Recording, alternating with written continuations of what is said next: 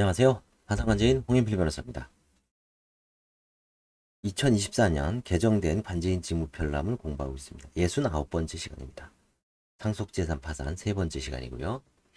여기다 이제 지난번 우리가 그냥 일반 파산에서도 파산 선고 후 관제인이 조치에 대해서 공부했는데, 마찬가지로 상속재산 파산 선고 후 파산 관제인이 조치 비슷비슷합니다. 첫 번째, 기입 등기 촉탁 신청을 하자. 파산 관제인은 파산 신청 기록과 한정 승인 등 신청인과 면담을 통하여 피상속인에게 소유의 등기 등록 재산이 있음이 확인된 경우 법원에 파산 선고 기입 등기 촉탁 신청을 합니다. 이때 관제인은 피상속인 명의 상태로 파산 선고 기입 등기 촉탁 신청을 하면 됩니다. 그러니까 돌아가신 분 상태로 기입 촉탁 등기를 하면 됩니다.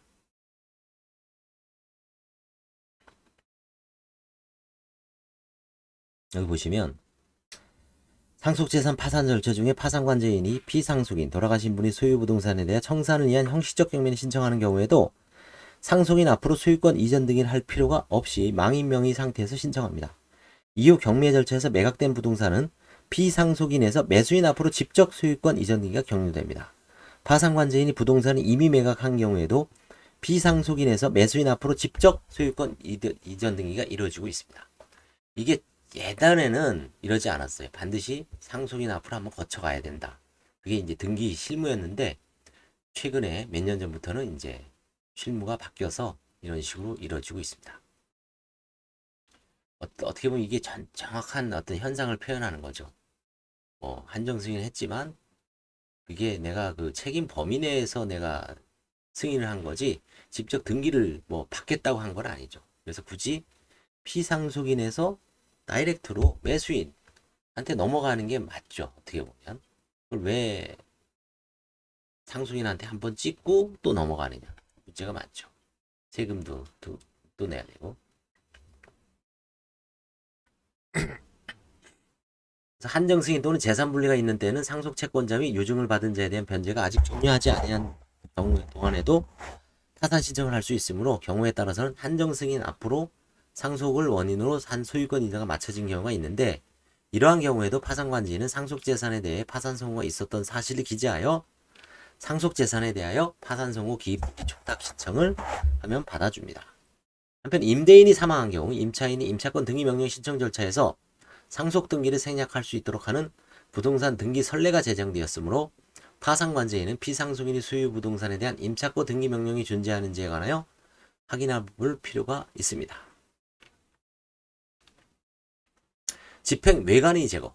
상속재산 파산은 개인 파산 사건에 비하여 파산 선고 전에 파산재단에 속한 재산에 대하여 강제집행 보존 처분이 이뤄진 경우가 많습니다.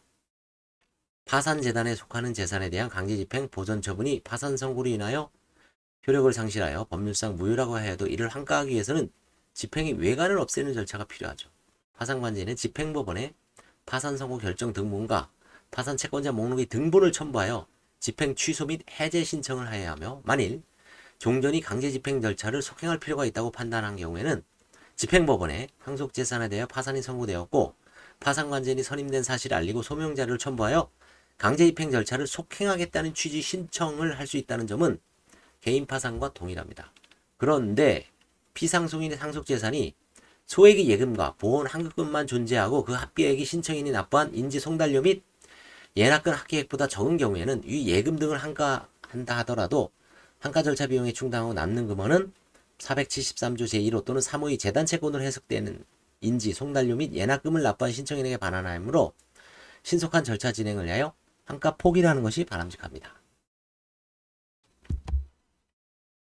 그래서 이제 상속재산 파산 2017년 3월 그 당시에 이제 이게 가정법원에서 적극적으로 이제 안내문을 발송하니까, 이게 또 어떤 신호를 주냐면 이거 의무적으로 해야 되나? 그래서 예금 한 5만 원 있는데 하시는 분들이 있었습니다.